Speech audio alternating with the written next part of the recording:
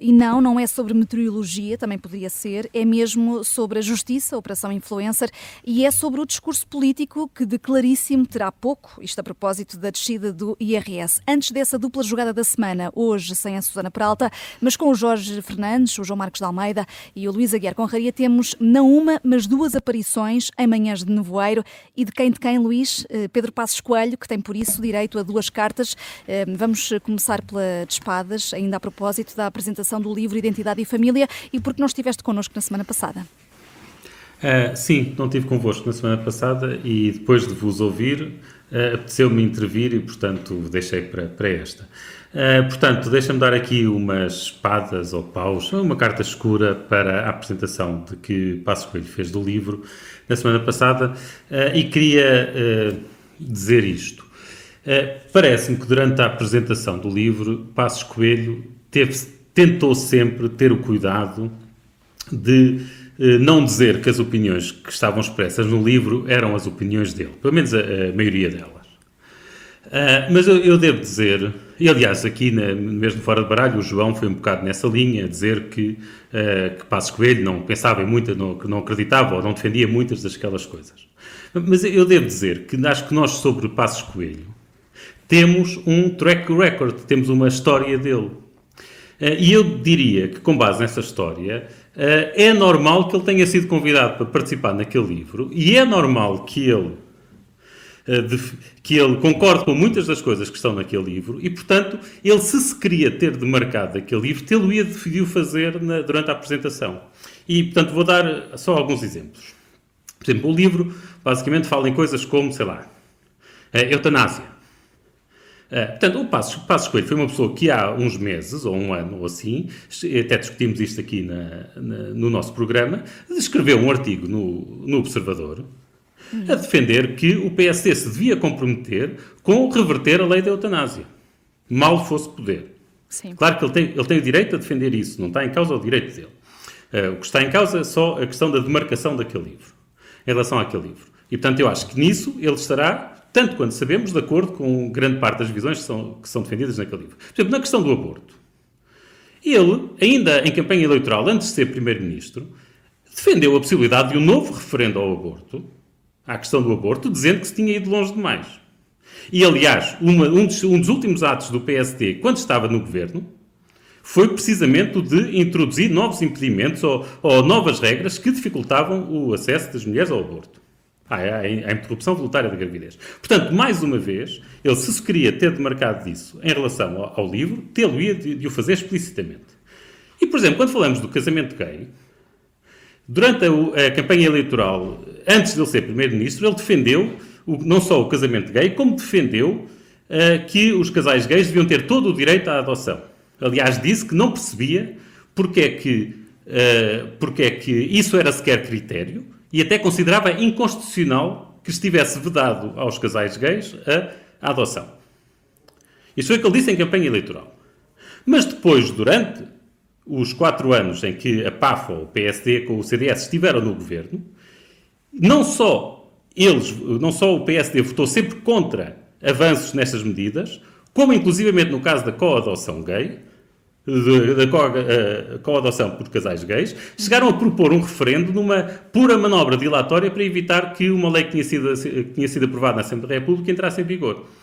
Portanto, eu fico claramente com a ideia de que ele concorda com grande parte do que está naquele livro e se de facto queria fazer uma demarcação daquele livro em relação ao que é defendido naquele livro, como muitos comentadores acabaram por defender, a dizer que ele de facto não defendia aquilo e que era um mero exercício de liberdade ir poder apresentar um livro com ideias com as quais não concorda, que se queria que essa mensagem se passasse e que muitos passaram, que teria de se ter demarcado de forma mais explícita do livro. Portanto, eu, em relação ao lançamento do livro, queria dizer isto. Espadas ou paus para Passos Coelho para começar e... para algo completamente diferente, umas copas para quem? Para Pedro Passos Coelho também, Luís. Sim, agora aqui, já esta semana, eu ouvi a entrevista que ele deu à Maria João Avilés. No programa Eu Estou Lá, aqui da Rádio Observador. Exatamente, na podcast, e quero dizer que considerei a entrevista ótima. Disse o que tinha a dizer, claramente, tirando um ou outro ponto onde se terá resguardado um bocadinho mais, ele falou como um homem livre. Honestamente, acho que grande parte, agora é ao contrário, grande parte das reações às entrevistas dele foram descabidas. Por exemplo, a Manuela Ferreira Leite disse que aquilo era inadmissível. Já agora deixa só contextualizar, criticou Luís Montenegro por estar a desviar-se da herança que recebeu e revelou também... Olha, podemos começar por essa? Podemos começar por essa, que essa era exatamente a minha frase. Portanto, eu tinha sido, acho que os termos dele foi que o Montenegro se estava a desligar da herança dele. E parece, isto deu um grande escândalo, esta afirmação. Mas desculpem lá, mas nós somos crianças. Nós, audiência, nós público, nós não vimos Montenegro a fazer exatamente isso, a desligar-se da herança de Passos Coelho. Vamos lá ver. O Montenegro, em campanha eleitoral, até falou em reconciliação com o eleitorado. Em reconciliação, portanto, é evidente que Montenegro, à vista de toda a gente, se tentou desligar, dentro da medida do possível e do razoável, da herança de Passos Coelho. Portanto, qual é o mal de Passos Coelho dizer isso? Mas o timing desta crítica, tendo em conta que o Governo está em funções há 8 dias, não te suscita aqui nada?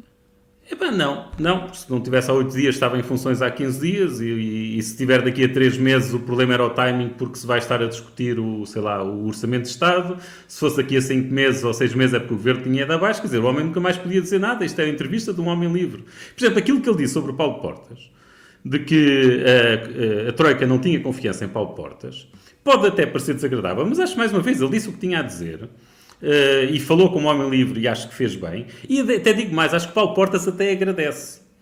Porque isto mostra que Paulo Portas terá sido dentro daquele governo das poucas pessoas que enfrentou a Troika e que os criticou e que não queria sujeitar-se a todos os ditames da Troika. Ora, dada a impopularidade da Troika, e aliás, todos nós, e mesmo o PSD, continuam sempre tudo o que mal passou nessa altura, culpa-se a Troika e dizer que o PSD fez aquilo porque foi obrigado pela Troika. Portanto, neste caso, até se está a ilibar Paulo Portas, o que lhe pode dar jeito daqui a algum tempo.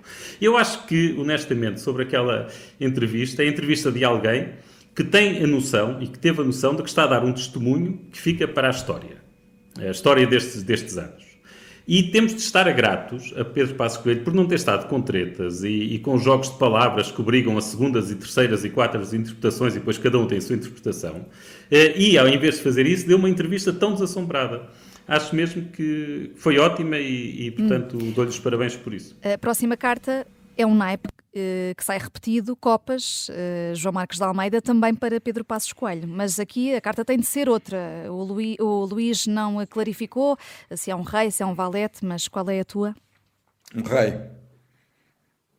E porquê? Porque eu faria 3 ou 4 pontos. O primeiro ponto, o timing. O timing, eu vou contar aqui uma pequena história. Quer dizer, o timing tem a ver com 2 coisas. Eu vou começar com uma pequena história. Uma vez perguntei à minha filha mais velha, nós temos uma quinta, uma casa de família no norte de Portugal, no concelho de Castro Daire. E ela começou a namorar com o atual marido nessa casa. Numas férias, estavam lá. E eu perguntei-lhe porque é que tinham começado a namorar em Vila Seca. E ela deu uma resposta muito simples.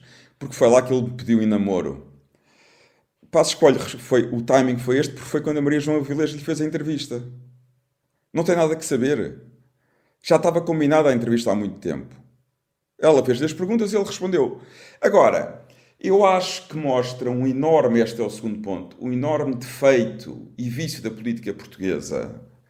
Poder-se dizer que o timing é errado para dizer a verdade. Nunca é errado para se dizer a verdade. E foi isso que Passos Coelho fez. E a questão de dizer a verdade é uma questão muito importante. Porque há poucos políticos em Portugal, eu diria quase nenhum, que seja capaz de dizer aos portugueses sempre a verdade.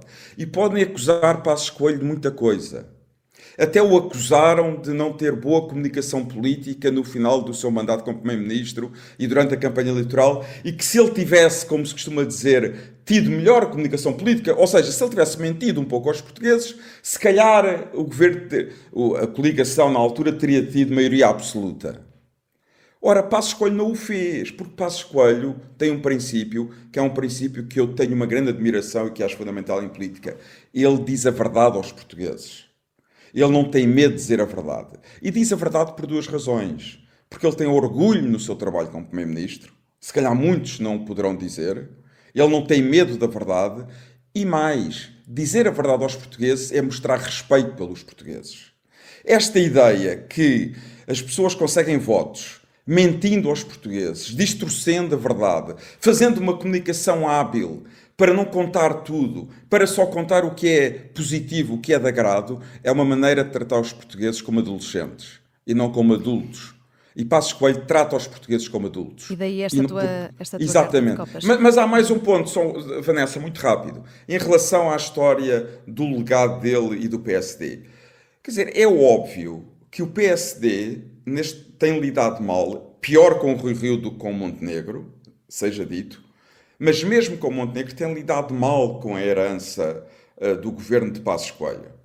E Passos Coelho, basicamente, se toda a gente lida mal, se ninguém defende o seu legado, tem que ser ele a fazê-lo. Porque ele tem orgulho no que fez como Primeiro-Ministro. E eu acho que ele tem toda a razão para ter orgulho. E se tem orgulho, eu acho, outros podem não achar.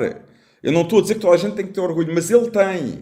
E se tem orgulho, deve defender o que fez, deve defender o seu legado. E obviamente que o faz com alguma mágoa, porque tem pena que o seu partido não tenha orgulho no que ele fez como Primeiro-Ministro, e deveria ter. E por falar o partido devia ter no orgulho do que Passos Coelho fez como Primeiro-Ministro. E por falar em partidos, o LIVRE mudou as regras a meio do jogo, nas primárias, e já voltou atrás. Vai para aqui uma confusão. Jorge Fernandes, tens aí uma carta de ouros.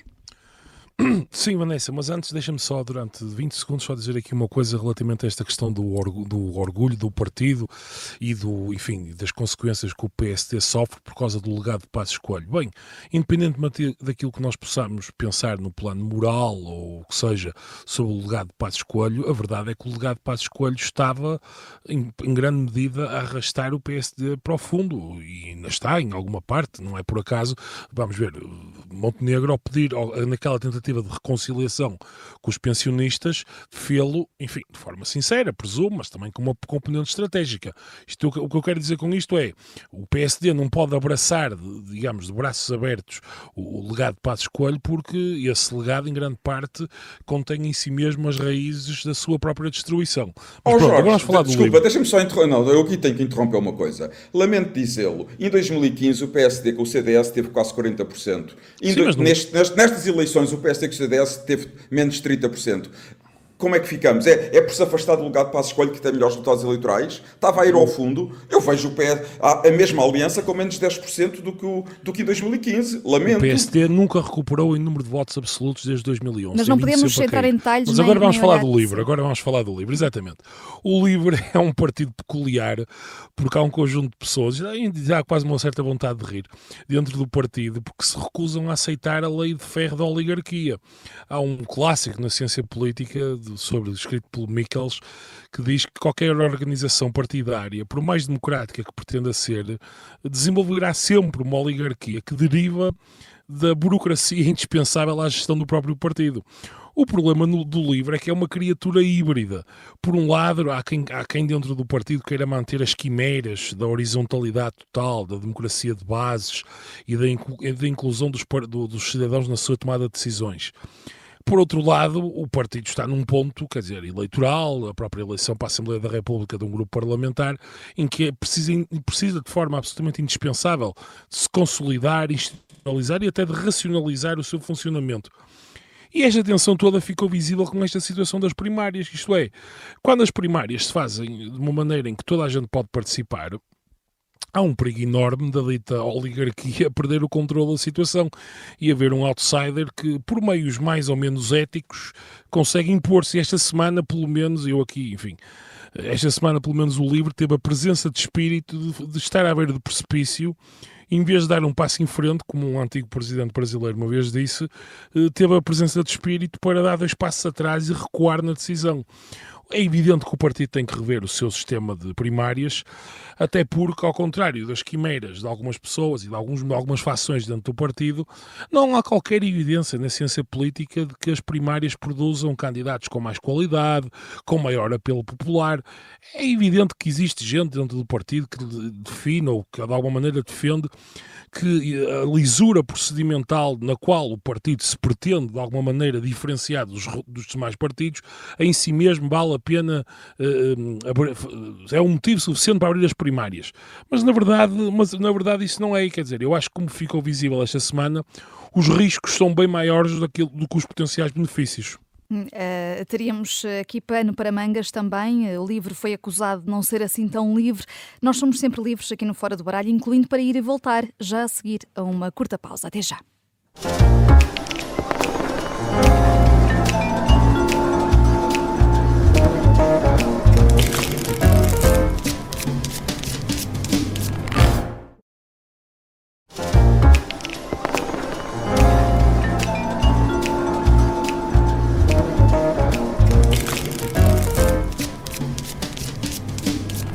Jogada da semana, caiu o castelo de cartas não no Fora do Baralho, mas no Ministério Público. Basta mais um ou outro sopro e cai, ou é preciso ainda esperar para ver? É a segunda vez, primeiro o juiz de instrução, agora a relação de Lisboa, que desmonta a tese de suspeitas sobre António Costa e até sobre os 5 arguidos da Operação Influencer que viram aliviadas as medidas de coação.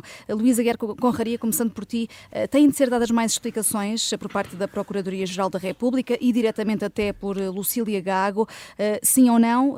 A única reação que tivemos até agora é que, e foi por escrito, é que o Ministério Público vai continuar a investigar. Estás-me a perguntar sim ou não, portanto queres que eu responda sim e passas para a pessoa seguinte ou queres que justifique? Quero que justifiques. Pronto, é que era sim ou não. Pronto. Então sim, acho que devem mais justificações ou mais explicações. Acho até isto tudo um bocado absurdo. Aliás, acho que isto... começamos a entrar um bocado como que se passou aqui com o livro, que é qualquer solução é uma má solução.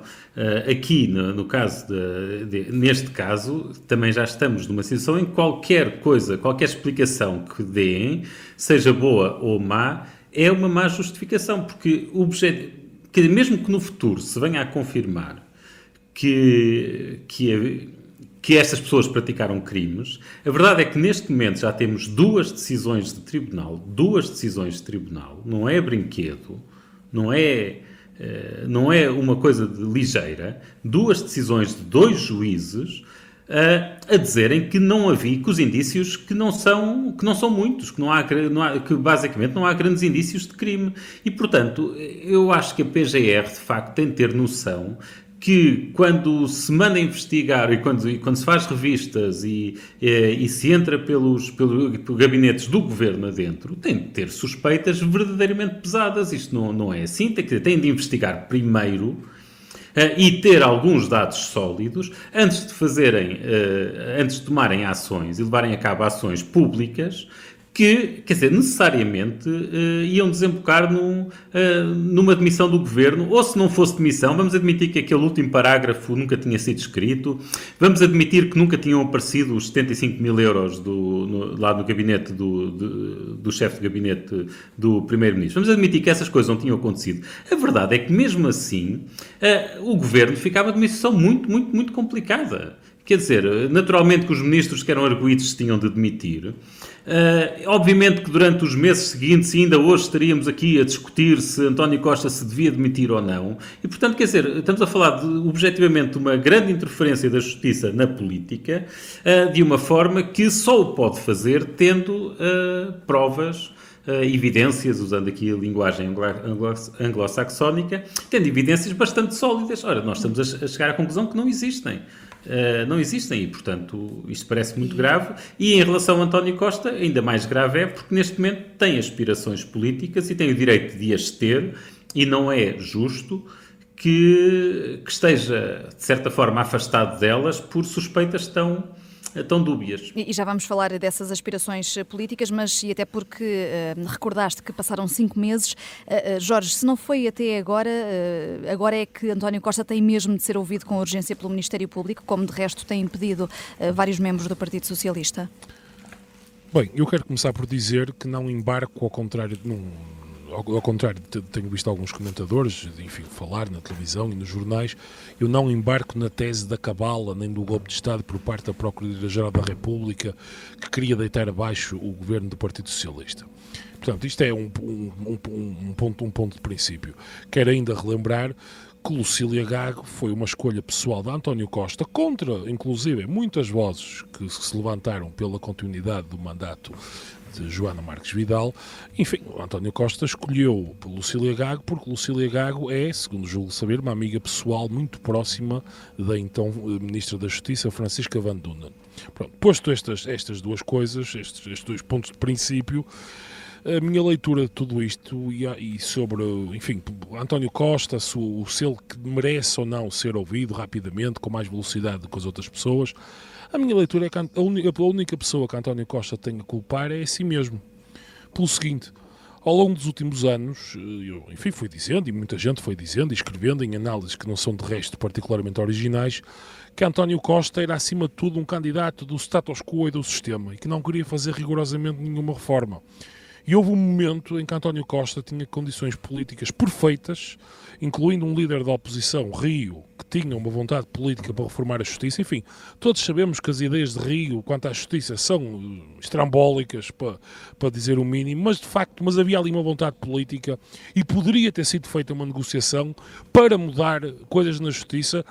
A justiça que de resto é provavelmente a área digamos, do Estado onde o 25 de Abril, enquanto ruptura entre dois regimes, menos chegou, digamos assim. E António Costa escolheu não fazer nada. Escolheu não mexer na justiça, teve basicamente 8 anos, 2 ministras que eram 2 nítidos nulos e que não faziam nada e, portanto, agora os problemas da justiça começaram-lhe a bater à porta e puseram em causa, muito possivelmente de forma definitiva, as suas ambições europeias.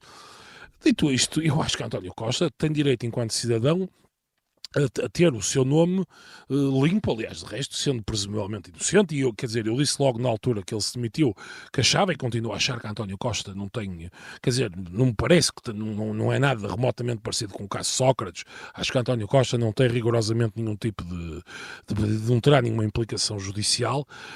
Agora, António Costa rodeou-se muito mal e ele tem direito a que rapidamente a Procuradoria resolva o problema. Eu acho que o Ministério Público tem aqui um problema grave para resolver, quanto mais não seja reputacional, mas quero aqui, esta manhã, tive o cuidado de falar com uma amiga jurista que é do Ministério Público, que trabalha, enfim, numa posição importante do Ministério Público, enfim, e aquilo que ela me explicou, e aquilo até que o Diário de Notícias tem hoje na capa, e é uma coisa importante, é que a relação pronunciou-se relativamente a uma parte, digamos, parcial do processo. Isto é, o Diário de Notícias diz isto hoje mesmo em capa.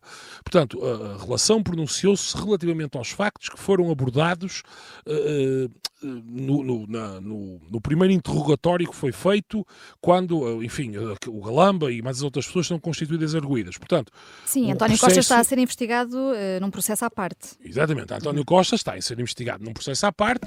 O próprio processo que envolve o Galamba e as outras pessoas todas é um processo maior do que aquilo em que a relação agora se pronunciou. Portanto, supostamente, vamos dando, digamos, como é que se diz, o benefício da dúvida ao Ministério Público. O Ministério Público terá 100 e a relação pronunciou sobre uma parte do processo que é 40 ou 50, enfim. Portanto, agora temos que aguardar com muita cautela os próximos passos, mas claro que se percebermos que realmente o Ministério Público não tem nada, enfim, basicamente é isto, aí claramente o Ministério Público está em maus lençóis. E, mais uma vez, é preciso uma reforma da justiça, que António Costa decidiu não fazer e Montenegro não tem condições políticas para a fazer, até pelo peso que o Chega tem, e, portanto, se as aspirações políticas de António Costa saírem goradas, ele pode agradecer ao António Costa, que foi Primeiro-Ministro, porque não fez o que tinha que fazer no devido momento e depois, à solta, a instituição judicial, enfim, como já teve outras vítimas no passado, infelizmente desta vez calhou-lhe ele ser o cordeiro sacrificial.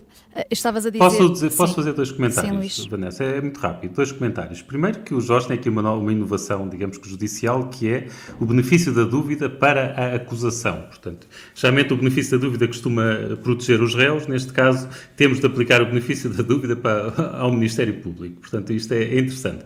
Agora, Luís, deixa-me só dizer uma coisa. Jorge, está bem, deixa-me lá fazer a brincadeira. Não, deixa-me só dizer uma coisa. se queremos, quer dizer, entrar em tecnicalidades, o processo está a correr. Quer dizer, a relação pronunciou-se, e eu nem sequer preciso de falar dos escândalos que ocorreram na relação, que descobrimos há 1 ano ou 2, que havia juízes, não estou a acusar ninguém, mas quer dizer, que vendiam basicamente verditos. Portanto, quer dizer, o processo é uma coisa altamente complexa e não é, quer dizer, isto é um passo no processo. Portanto, o processo não acabou. Se tu me dissesse assim, o processo foi arquivado agora, ok.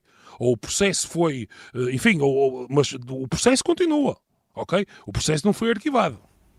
Luís? Eu não ouvi o Jorge do princípio ao fim, porque a minha ligação caiu, tive de religar, portanto não ouvi nada, até fiquei contente agora de ter visto que não me chamaram. Portanto, eu não vou responder ao Jorge, que não o ouvi, e também porque quero passar ao ponto seguinte.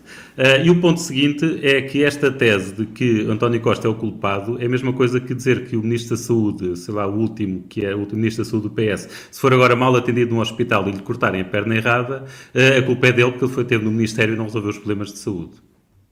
Pronto, eu acho que de facto o Primeiro-Ministro em Portugal é uma pessoa... O que é uma tese engraçada. Não, nós não devemos de resto pedir contas ao Primeiro-Ministro. Se calhar vou pedir, deves talvez... pedir contas, Jorge. Não há ninguém de resto. Deves pedir contas ao Primeiro-Ministro. Quando é o cidadão que é apanhado numa coisa que eventualmente pode atingir qualquer outro cidadão, tens de responsabilizar também as pessoas. Não, eu tenho que responsabilizar, acima de tudo, o poder político que ordena aquilo. Quer dizer, António Costa... Vanessa, há uma terceira pessoa no programa. Desculpa, João, claro. Há uma terceira pessoa no programa, que se o Jorge e o Luís querem ter esta discussão, podem ter.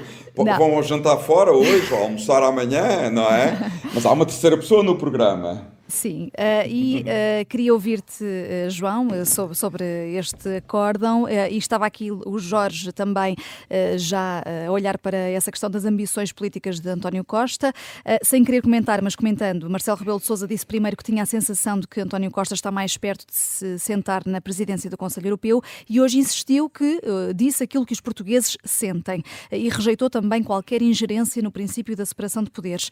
Interferiu ou não interferiu com este comentário? Sim, eu vou falar do Marcelo, mas só queria fazer 1 ou 2 pontos sobre a discussão até agora.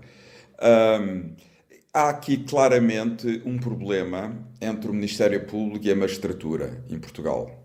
Há um problema óbvio, não é a primeira vez que isto acontece. Por exemplo, no caso da Madeira, que levou à admissão de Miguel Albuquerque, também a magistratura não confirmou os indícios, ou pelo menos não concordou com as acusações do Ministério Público. Portanto, há claramente um problema entre magistratura e Ministério Público, que é um problema complicado e que eu não sou especialista, não me faço a mínima ideia que tipo de razões é que eles têm, mas parece-me que há aqui um problema muito bicudo e um problema muito complicado entre ambos os serviços, não é?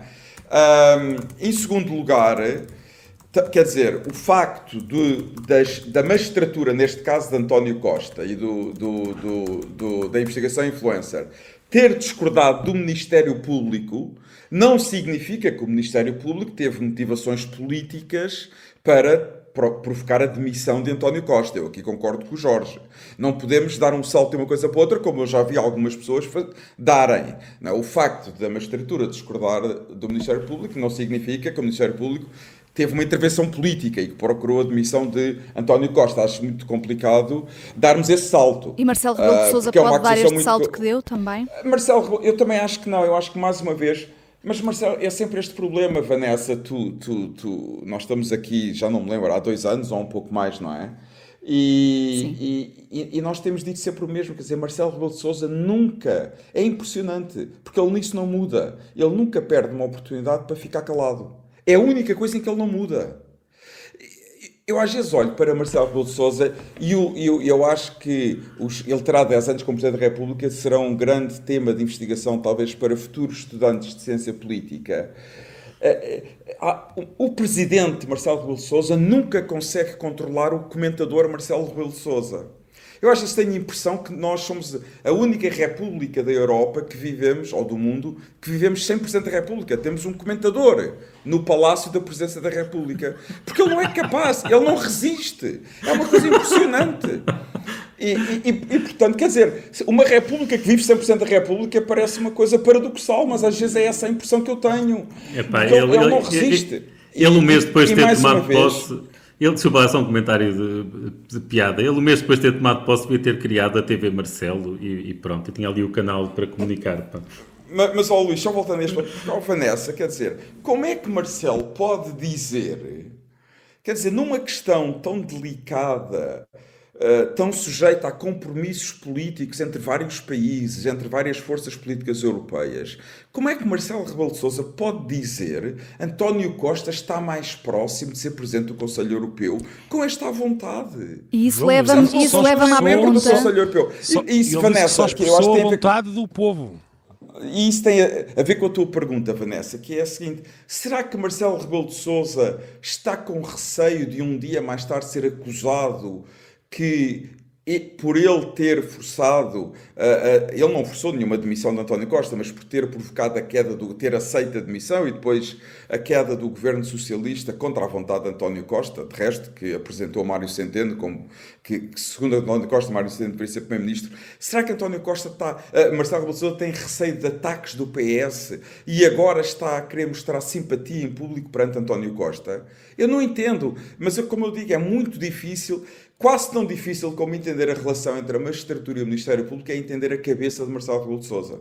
Seria aqui uma forma de Marcelo Rebelo de Sousa estar a compensar António Costa, Jorge? Não sei, sinceramente, porque o Marcelo comenta tudo e todos, quer dizer, e portanto admito que ele possa pensar isso e que acha que...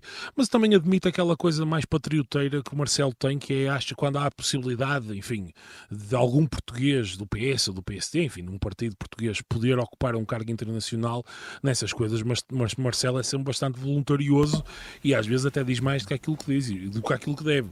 E portanto, Estou a lembrar-me do ganhámos, conseguimos. Por exemplo, ou do ganhámos, conseguimos, ou quando Guterres foi eleito para as Nações Unidas, enfim, um conjunto de coisas. Portanto, sob esse ponto de vista, acho o Marcelo suficientemente voluntarioso para dizer este tipo de coisas, independentemente da situação que António Costa, da queda do governo, ou da situação judicial do antigo Primeiro-Ministro. Do choque provocado pelo acórdão da relação de Lisboa, passamos ao choque fiscal. Tínhamos prometido uma dupla jogada da semana e a promessa de Luís Montenegro foi esta aqui. Eu fui claríssimo, mas amanhã terei a ocasião de densificar de forma absolutamente inequívoca. Amanhã, que é como quem diz, hoje, sexta-feira, pergunto-te, Luís Aguiar Conraria, se a escolha do verbo densificar foi a apropriada depois daquilo que leste e ouviste da boca de Luís Montenegro sobre esta proposta de uma redução adicional de 348 milhões de euros no IRS, face àquilo que já estava em vigor no orçamento do Estado do PS. Eu penso que mais do que densificar seria, se calhar, talvez esclarecer, não é? Deixar mais claro aquilo que deixou confusão em muita gente. Mas também acho que é normal um político usar os verbos que mais o beneficiam, não é? Portanto, e puxar a brasa à sua sardinha. Porque, de facto, uma pessoa ouvindo todas as declarações do PSD desde que está em campanha eleitoral, ele nunca mentiu. Ele dizia sempre que era por comparação com 2023. Agora, claro, depois, quando era interrogado e quando pediam os esclarecimentos, era sempre suficientemente dúbio para deixar alguma dúvida. E, por acaso, acho que hoje há um artigo muito interessante de Francisco Mendes Silva que fala sobre isso no Público, em que ele diz que o próprio interesse do PSD era deixar isso dúbio, para parecer que o desconto fiscal era maior, que o choque fiscal, o choquinho fiscal era maior do que realmente é, e, por outro lado, o PS também gostava de manter a dúvida para poder acusar o PSD de irresponsabilidade e dizer que o rombo das receitas ia ser maior do que realmente ia ser. Portanto, acho que aqui houve uma confluência de interesses dos dois partidos centrais. Tática política. É tática política e pronto, agora isto rebentou nas mãos do PSD, porque é o PSD que é governo e pronto, e agora tem de gerir isto. Agora, objetivamente, este novo corte, este corte adicional, beneficia ali essencialmente pessoas que ganham ali, digamos que rendimentos ali entre os 2 e os 3 mil euros. Portanto, claro que isso em Portugal corresponde à classe média e alta, o que é triste, triste rendimentos tão baixos que correspondam à classe média e alta, mas é o que é. Mas também me parece relativamente legítimo. Aliás, vale a pena lembrar que a primeira proposta de descida do IRS veio do PSD, não veio do PS. O PS depois é que introduziu no Orçamento de Estado uma proposta que era bastante parecida com a do PSD, ficando ligeiramente aquém. Eu ia fazer esse isso, ponto, não é? Luís, concordo. Mas só para acrescentar-se rapidamente, Luís, eu ia fazer esse ponto, e eu acho que de certo modo, quer dizer, podemos também discordar, mas de certo modo Luís Montenegro sente uma certa, vou usar um termo em inglês, desculpem, ownership sobre a própria política que está no orçamento, porque ele sente que foi o primeiro a propor isso ao então governo socialista de António Costa. Portanto, quer dizer, há aqui Montenegro também tem uma certa legitimidade para se apropriar desta medida que está no Orçamento de Estado do governo socialista. Sim, e portanto, só para concluir, e portanto acho que basicamente acho que Montenegro está a voltar à sua proposta original, quer dizer, não é muito mais do que isso. Portanto, mas ele vincou que a descida ia ser mais para quem ganha menos, até 1.100 euros, e não é bem assim, pelas contas que fizeste. Não, vamos lá ver, descidas para já mesmo dentro, se nós falarmos em descidas dos impostos para os portugueses, se estivermos a falar de IRS, logo grande parte dos portugueses, os mais pobres, ficam de fora, quer dizer, quase metade dos portugueses não pagam IRS, portanto qualquer descida nem sequer os beneficia. Portanto, isso é evidente. Depois também é evidente o resto, não há volta a dar, quer dizer, a grande descida de impostos para as classes médias e médias baixas, digamos assim, já estava incorporada na proposta do PS, portanto as coisas são o que são. A ver, vamos assim. se a medida vai ser aprovada ou não no Parlamento. Deixa-me só dizer, aquele gráfico que ele incluiu na apresentação, deixa isso bem claro, tem a proposta socialista, tem a proposta que está no Orçamento de Estado, em vigor, portanto, e a nova proposta do PSD, e deixa bem claro que é ali a partir dos 2.500 euros que há as grandes poupanças adicionais. Aqui temos de acrescentar adicionais, mas os outros também ganham um bocadinho. É um gráfico que está também disponível no site do Observador. Aqui não jogamos a dinheiro, Fora do Baralho está de volta na próxima sexta-feira, às 7 da tarde, com outro joker de serviço que eu vou de férias. Os 4 ases estarão apostos. Bom fim de semana.